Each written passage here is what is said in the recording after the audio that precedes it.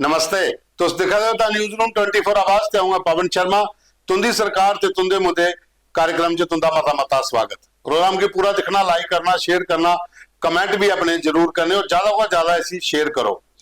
दोस्तों, कल असें एक खबर चलाई ही कि बिश्नाह दा ग्रां ललियाना प्रताप सिंहपुरा उस रोड की इन्नी बुरी हालत हुई दी है, उस रोड के उपर लोग लाभ ला दे।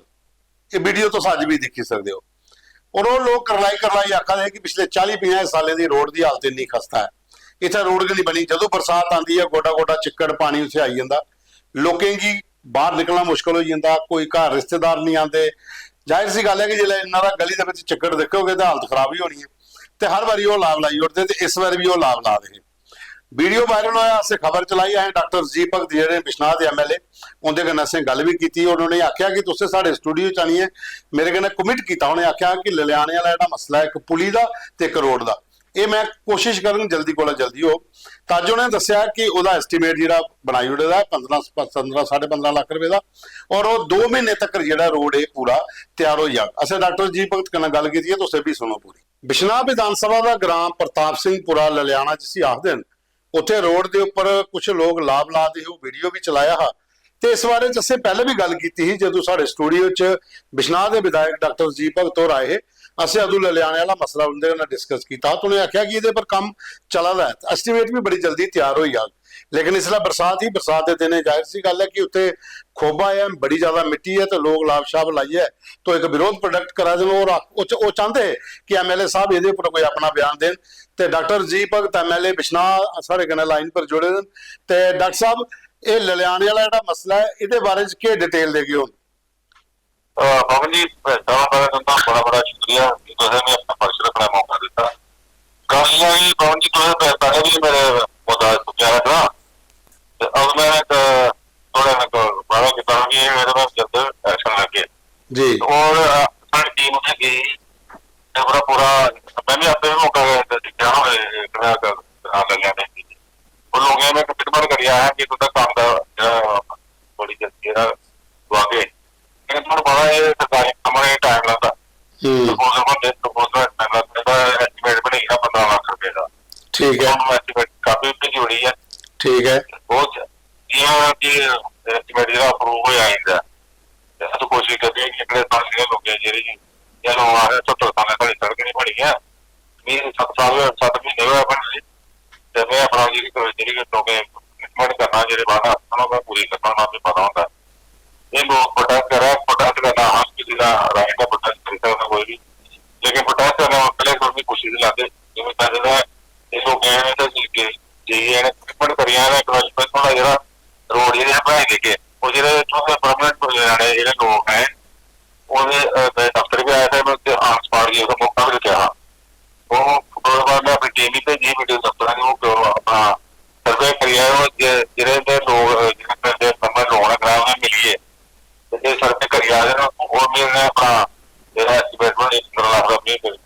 तो फिर भी डॉक्टर साहब एस्टीमेट की कापी साहब को पुजी है जी, मैं दिख ली।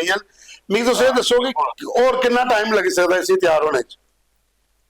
नहीं लगा कि 2-3 महीने चाहिए अप्रूव सारा अप्रूव हो जाना, काम तैयार हो 2-3 महीने अंदर काम जो स्टार्ट हो जाना। मतलब जुलाई महीना चला रहा, अगस्त से सितंबर अक्तूबर के काम कंप्लीट हो जाए।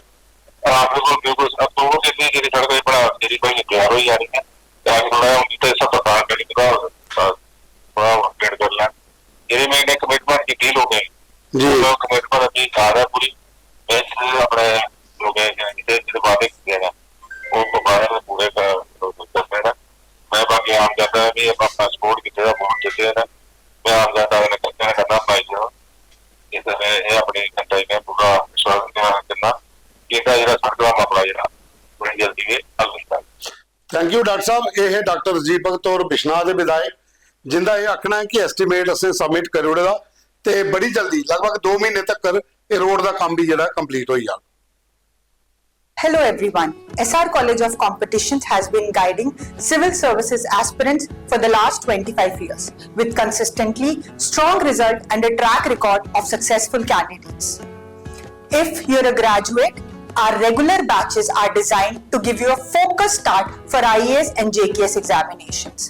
अगर आप कॉलेज में हैं, हमारे foundation batch will help you build the right base from the beginning. Our course offers complete syllabus coverage, prelims plus mains, GS paper 1 to 4, essay and CSAT. We have experienced UPSC and JKS faculties. We provide updated study material, regular tests, daily and weekly answer writing sessions, personalized feedback and mentoring by UPSC qualifiers. For free guidance session, you can call on the numbers given on your screen.